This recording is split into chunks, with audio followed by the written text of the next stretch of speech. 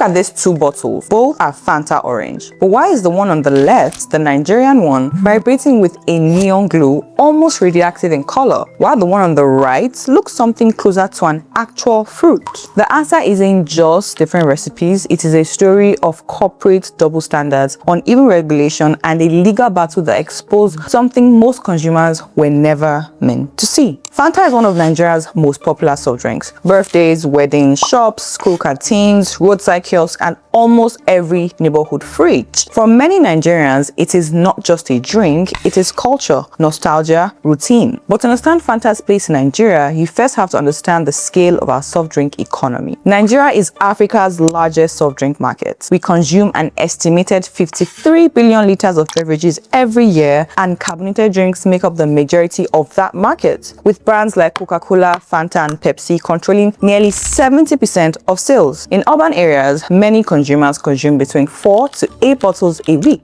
and an average of 6 bottles weekly according to some studies. And despite inflation, shrinking incomes, and new sugar taxes introduced, demand has not meaningfully fallen. But popularity does not equal quality. We've been told that Fanta is harmless, just a soft drink, just sugar and fizz. But in 2017, a Lagos High Court pulled back the curtain on something far more uncomfortable. The case began after Nigerian-made Fanta and Sprite were flagged in international trade disputes, where UK health authorities reportedly rejected a shipment as unfit for human consumption. The court ordered that mandatory warning labels must be put on the bottles and fined NAFDAC of 2 million naira for failing to protect Nigerian consumers. The court saw the danger. The judge saw the discrepancy. Different standards, same product, different risk thresholds. Now, here is the part you won't see today. Go outside to a kiosk and buy a bottle. There is no warning label. 10 years after the ruling, the instruction exists more in legal memory than in physical packaging. So what happened? Appeal, regulatory pushback, and policy deferral. This all led to administrative silence, and eventually the system absorbed the shock. The warning became an advisory. The advisory became optional, and the bottle stayed the same. Now here is where the science becomes political. The risk is not simply presence or absence. It's about concentration, storage conditions, heat exposure, consumption patterns,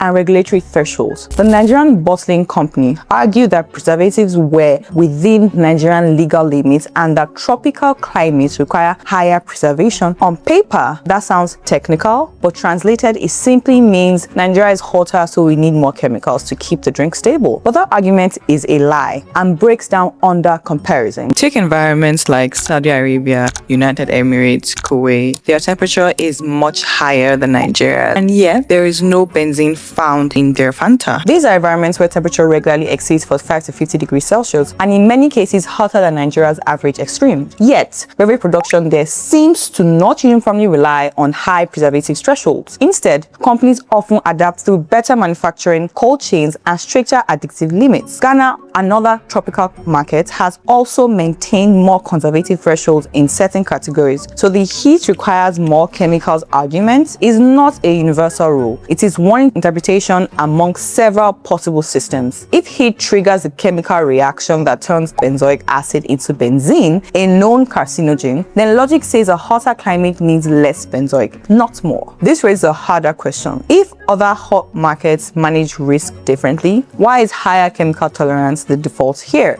And then there's the red, Allura red. In parts of Europe, this dye is heavily restricted and in some formulations comes with a mandatory warning, may have adverse effect on activity and attention in children. In some countries, it has been banned for decades. Why? Because studies have linked artificial food dyes to ADHD, hyperactivity, and gut damage. But in Nigeria, it is just coloring. No warning, no caution. We are feeding our children a chemical that other countries have deemed too risky for theirs. In London, Fanta gets its color from carrots and pumpkins. In Lagos, it gets its color from petroleum-derived dyes. The brand is global, but the protection is local. When a company uses natural extracts for one market and synthetic chemicals for another, they are telling you exactly what they think your health is worth. And that is a deeper pattern. Meanwhile, global beverage companies continue to invest heavily in Nigeria's market because the demand is strong and the regulatory environment is lax. Which brings us us to the moral tension of this entire story. Nobody is saying Fanta is uniquely dangerous or uniquely safe. That is not the point. The point is this: the same product does not behave the same way across countries. The same brand does not carry the same threshold or risk everywhere. And the same consumer trust is not always backed by the same level of protection. So when Nigerians drink Fanta, the real question is not just what is in the bottle, it is who decided that this version of the product is the acceptable one here. And more importantly, if standards change depending on where you live,